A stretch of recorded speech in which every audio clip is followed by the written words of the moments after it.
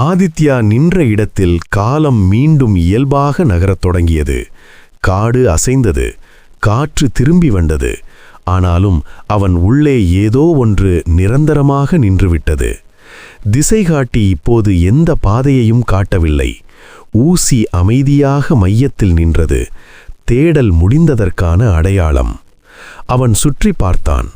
வட்ட வடிவமில்லை, குறியீடுகளில்லை. காடு மீண்டும் ஒரு சாதாரண காடு போல தோன்றியது. ஆனால் ஆதித்யா மட்டும் சாதாரண மனிதனில்லை.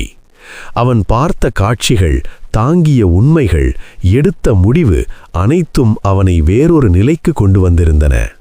அவன் திரும்பி நடக்க ஆரம்பித்தான். ஒவ்வொரு அடியும் அவனை உலகத்துக்கு நெருக்கமாக கொண்டு வந்தது. சாலை, மனிதர்கள், சத்தம் எல்லாம் இருந்தது. ஆனால் அவன் பார்வை மாறியிருந்தது.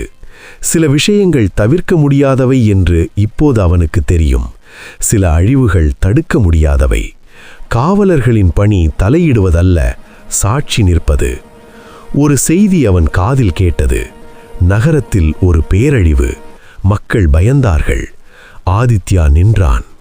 ஒரு நொடி பழைய அவன் இருந்தால் ஓடி செல்வான், ஏதாவது மாற்ற முயற்சிப்பான். ஆனால் இப்போது அவன் திசை காட்டியை பார்த்தான். அது அமைதியாக இருந்தது. அவனுக்கு புரிந்தது, இது அவன் தலையிட வேண்டிய இடமில்லை. அவன் நடக்கத் தொடங்கினான்.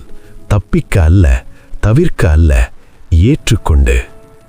அந்த இரவில் காடின் ஆழத்தில் இன்னொரு இடத்தில் இன்னொரு மனிதன் ஒரு விசித்திரமான மரப்பெட்டியை திறந்தான். அதற்குள் இருந்த வரைபடத்தில் ஒரு புதிய வெறுமையான புள்ளி தோன்றியது.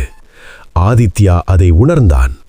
காவலர்கள் ஒருபோதும் முடிவதில்லை, அவர்கள் தொடர்கிறார்கள்.